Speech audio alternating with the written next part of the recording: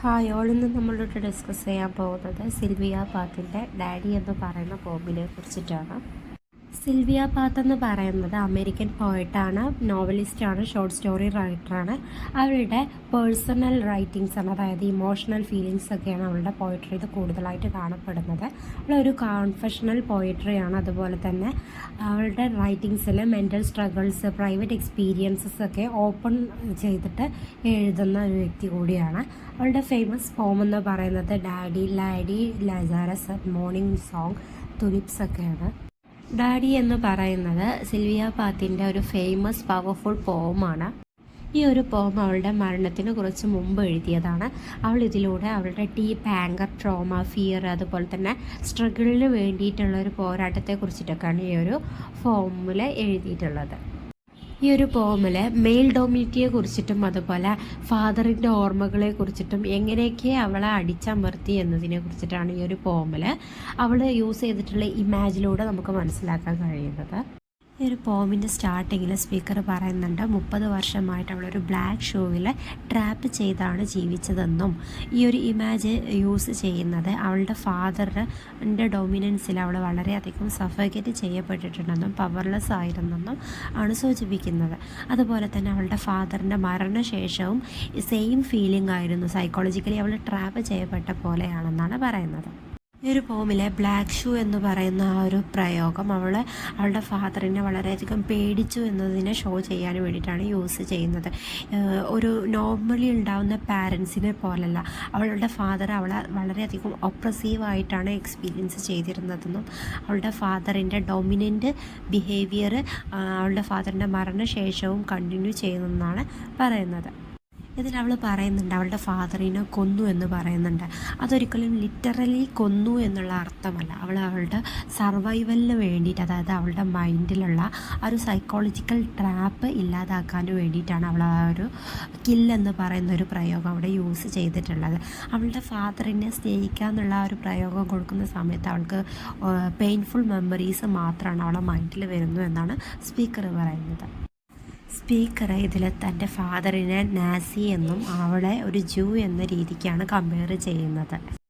ഈ ഒരു image use ചെയ്യാനുള്ള കാരണം അവളൊരു ഹെൽപ്ലെസ് ആയിരുന്നു, അതുപോലെ തന്നെ അവളൊരു വിക്റ്റിമായിരുന്നു. അവളുടെ ഫാദറിൻ്റെ ഡൊമിനൻസിൽ അവൾ വളരെയധികം ഭയന്നിരുന്നു എന്നും ഇതൊരിക്കലും ഒരു ഹിസ്റ്റോറിക്കൽ ഇമാജറി അല്ല, അതൊരു മെറ്റഫറിക്കൽ എക്സ്പ്രഷൻ മാത്രമാണെന്നാണ് പറയുന്നത്.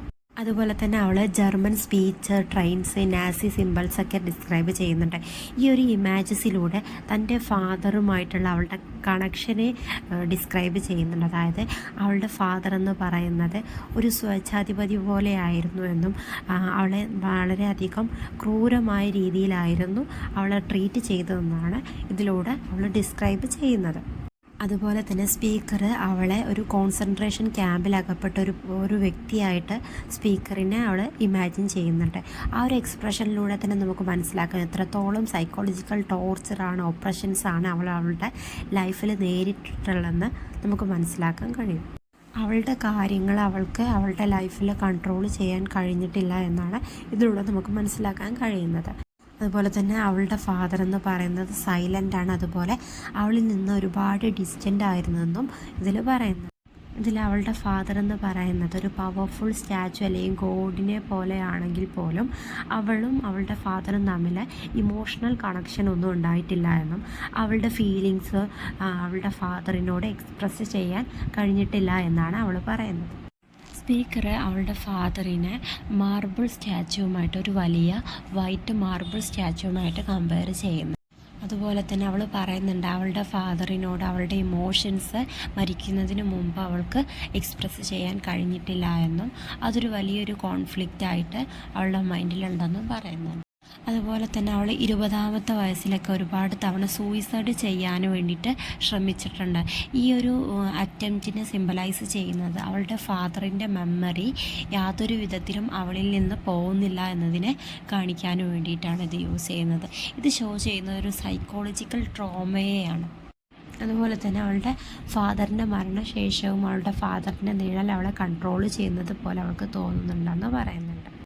അദ്ദേഹത്തിൻ്റെ ഫാദറിൻ്റെ മരണശേഷം അവളുടെ മാരി ചെയ്തതും ഇതുപോലെ ഒരു ഒപ്രസീവ് ക്യാരക്ടറിനെയാണെന്നും തൻ്റെ ഫാദറിൻ്റെ സെയിം ക്യാരക്ടറുള്ള ഒരു വ്യക്തിയെയാണെന്നും അവളുടെ മാരേജിന് ശേഷവും സെയിം സൈക്കോളജിക്കൽ ട്രോമയിലൂടെയാണ് പോകുന്നതെന്നാണ് സ്പീക്കർ പറയുന്നത്.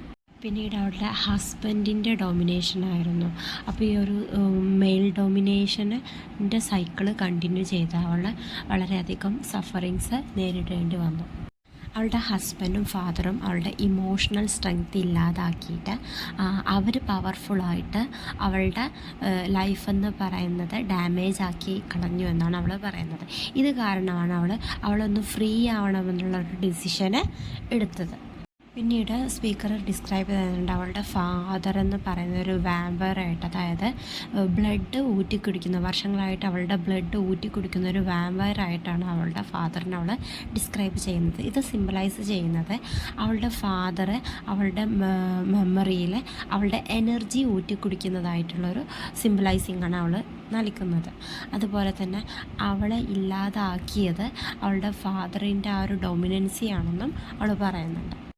ഇതിൽ ഒരു വില്ലേജേഴ്സിൻ്റെ സ്റ്റോമ്പിങ് എന്ന് പറയുന്നൊരു ഇമേജ് കൊടുക്കുന്നുണ്ട്. അതായത് സ്റ്റോമ്പിങ് എന്ന് പറഞ്ഞാൽ ചവിട്ടി മതിക്കുക എന്നുള്ള അർത്ഥമാണ്. വാമ്പയറിനെ റെപ്രസെൻറ്റ് ചെയ്യുന്നത് അവൾ ഫൈറ്റ് ചെയ്യാനുള്ള തീരുമാനത്തെയാണ് കാണിക്കുന്നത്.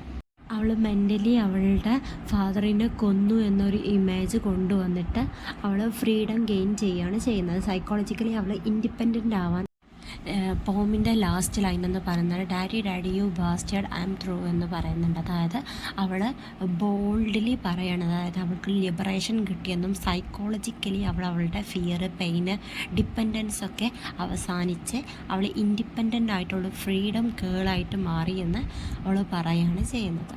ഇത്രയും കാര്യങ്ങളാണ് മെയിനായിട്ട് ഈ ഒരു പോമിൽ പറയുന്നത്.